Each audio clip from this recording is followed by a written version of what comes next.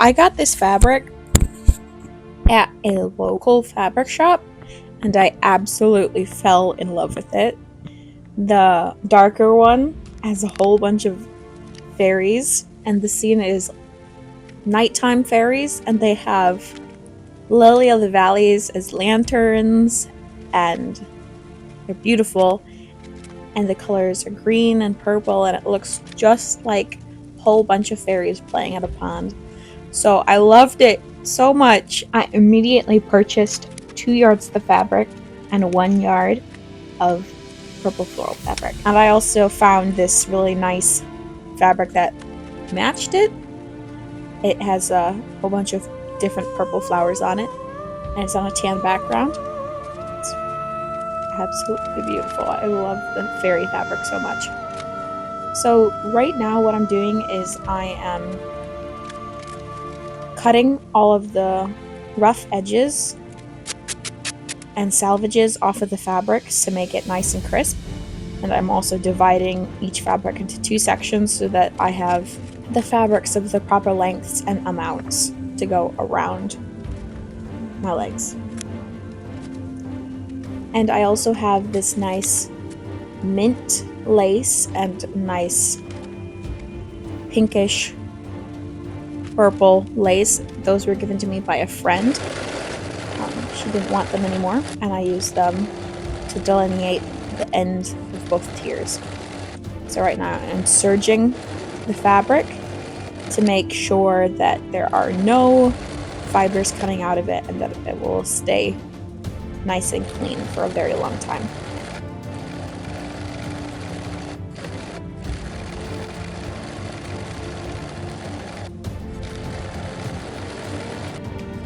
The next step in the construction process is, of course, to add the pockets. These pockets are from a pattern that I designed so they're nice and big and comfortable and easy to put my hand in.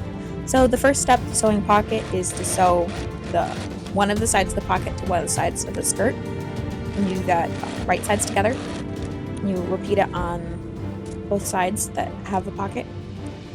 And then you treat pocket as if it's part of the side seam, and you sew both halves of the pocket together at the same time you sew the side of the skirt together, and that way it creates a very nice clean pocket. And it's very important to press the opening in the skirt seam so that the pocket opening closes nicely and is hidden. The next step I'm working on here is to attach that nice purple pinkish lace to the bottom of the top tier of the skirt, and right now I'm sewing it right sides together so that I can flip the pink lace down and press it so that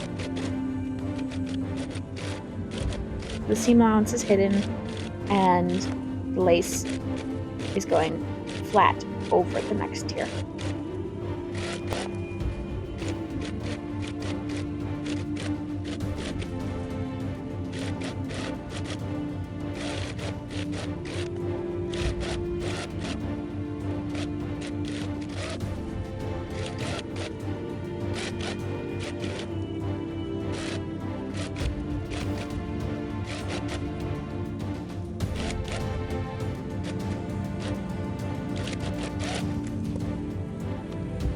The next step is to sew up the side seams of the very tier of the skirt, ensuring that the right sides are sewn together. The next step is to attach the horsehair braid to the hem of the skirt. The first step of this is to sew a line of basting stitches across the raw edge of the horsehair braid so that it doesn't come apart while you're working with it. The next step is to identify the bottom edge of the horsehair braid, which is done by noticing which end does not have the gathering thread on it. That is the bottom, which is sewed to the right side of the hem of the skirt.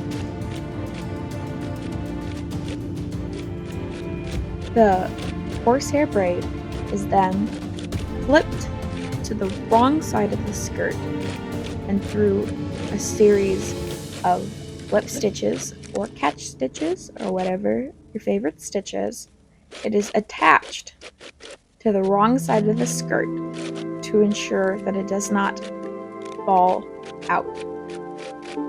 This method of horsehair braid installation creates a very nice, clean bottom edge with no stitches showing.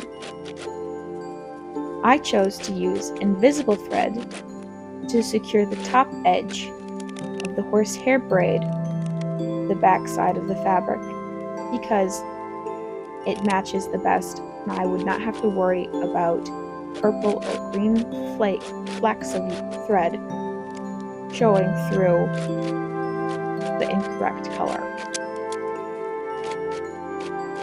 The reason that horsehair braid has a gathering thread at the top of it is so that if you are using a flared skirt, you can pull it and it creates a flat section so that the horsehair braid fits both edges properly. It becomes larger at the bottom and smaller at the top.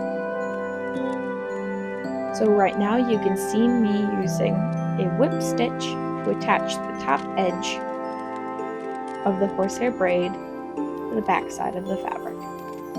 I chose to use horsehair braid to support the bottom hem because I wanted the fairies to be seen more clearly rather than being hidden in the folds of the tier.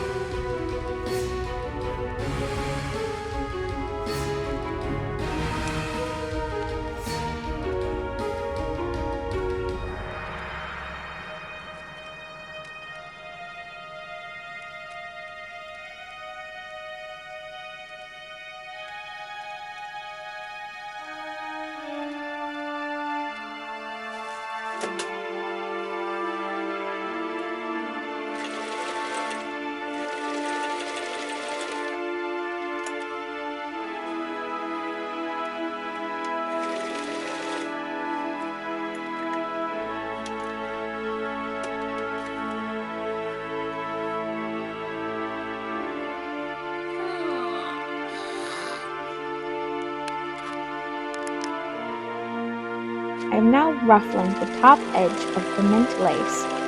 I am doing this using a gathering foot so that I do not have to worry about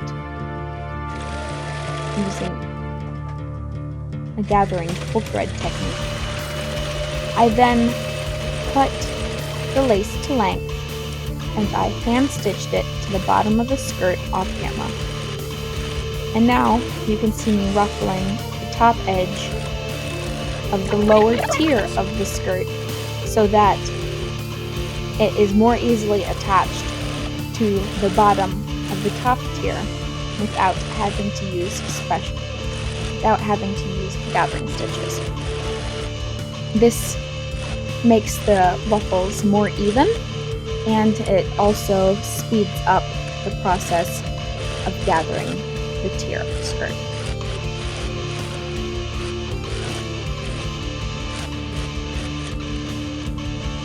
Then sewed the lower tier to the top tier of the skirt while sandwiching the pink lace between the two layers and making sure that it is not accidentally sewed incorrectly in between this seam.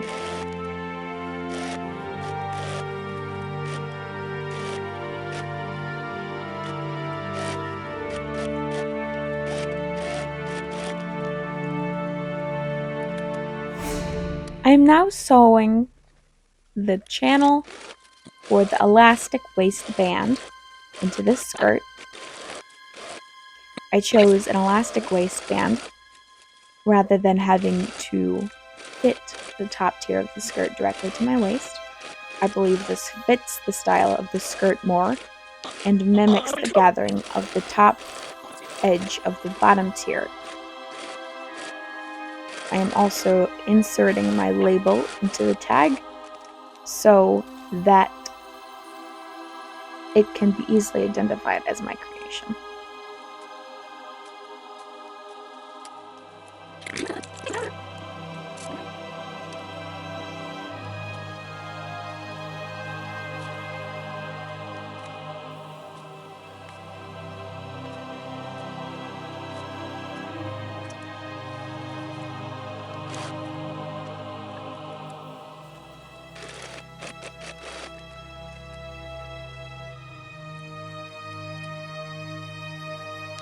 Thank you very much for spending your time watching this video. I really appreciate it.